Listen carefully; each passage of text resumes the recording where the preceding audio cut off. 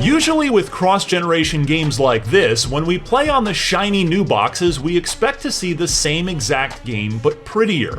However, the PlayStation 5 and Xbox Series X version of NBA 2K21 uses the opportunity to take the ambitious leap forward that the Xbox One and PlayStation 4 version didn't. Everything feels newer and bigger, from the jaw-dropping variety and presentation to the giant city that can be explored in My Player. It doesn't shake the bad habits that rob the existing version of greatness, though.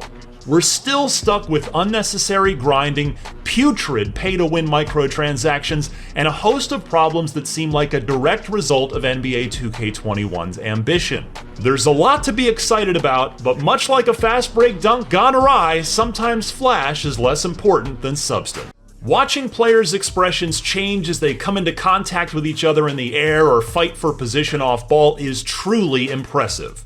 Even beyond the players, the sidelines feel so much more alive and dynamic. The unfortunate side effect of all this realistic glamour is that when things break down, like when a player stares blankly into the void at the free throw line, it looks odder than it would otherwise. Still, NBA 2K21 is a good representation of what the new consoles are capable of graphically.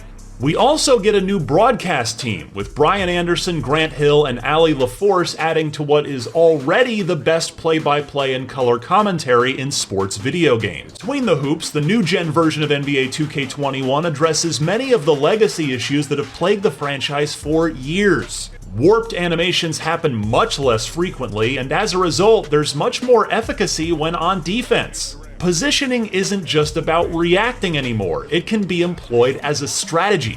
Unfortunately, the AI doesn't take advantage of this in the way that it probably should, and that makes it far too easy to get into the lane for an explosive dunk or an easy foul call. Movement also feels a lot better, with foot planting resulting in less sliding and more nuanced play. Again, the real beneficiary here is how it feels to play defense. Tapping the analog stick to one side or the other doesn't result in a big move. Instead, it results in the controlled player taking a quick step to the left or right to adjust position. The ability to position yourself for a charge when playing against someone overly eager to drive the lane is a great refinement, and that emphasis on position makes mid-game battles more fun and engaging than they have ever been in the past. The trade-off is that the changes to the movement mechanics seems to result in accidental out-of-bounds happening far too frequently, breaking the immersion that NBA 2K21 works so desperately to achieve. Similarly, other new issues crop up as a result of some of the changes. The pick and roll is incredibly hit or miss and frequently results in a far too easy basket for the offense. The off-ball defender doesn't switch matchups when it's appropriate and often sinks on players it shouldn't, such as Steph Curry. This is likely a side effect of the animations being less automatic than they were in the past, but given that the pick and roll is such a common tool, it's a glaring issue. NBA 2K21 makes quite a few changes outside of the arena too. My Career features the same disappointing story from the previous generation versions, but it now includes a branching storyline that involves going to the G League out of high school instead of playing for one of the 10 available universities. Additions like the return of some characters that had made appearances in previous 2K stories are neat, but skipping the whole story is still the recommended option. The rest of My Player has seen an ambitious overhaul.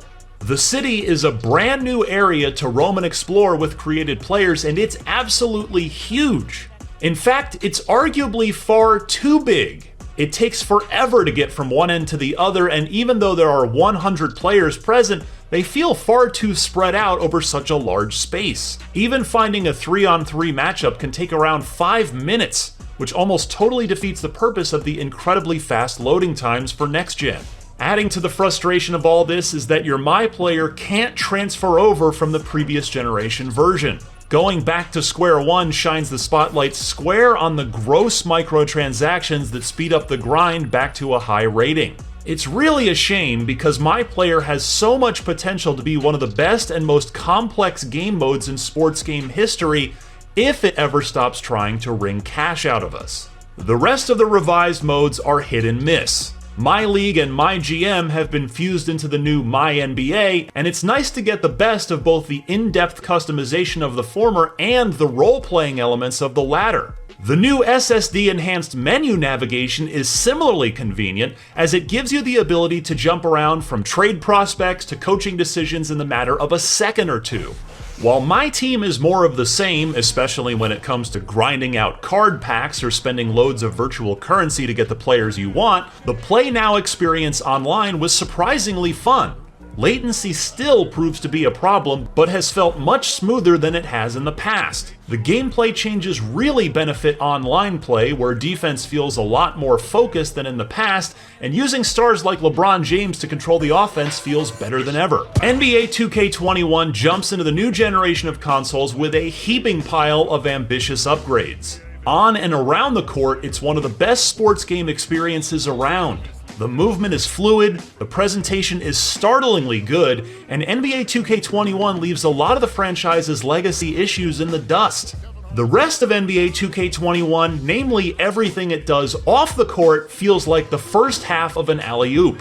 There's so much potential in the My Player experience that it's maddening that things feel so empty and heavily dependent on pay-to-win progression mechanics. Still, the new My NBA mode has plenty of depth and streamlines things in a refreshingly simple way, and the ability to take on most of what NBA 2K21 has to offer through the WNBA is a really important addition. Ultimately, it's just frustrating to see NBA 2K21 pass up what seems like should be an easy slam dunk.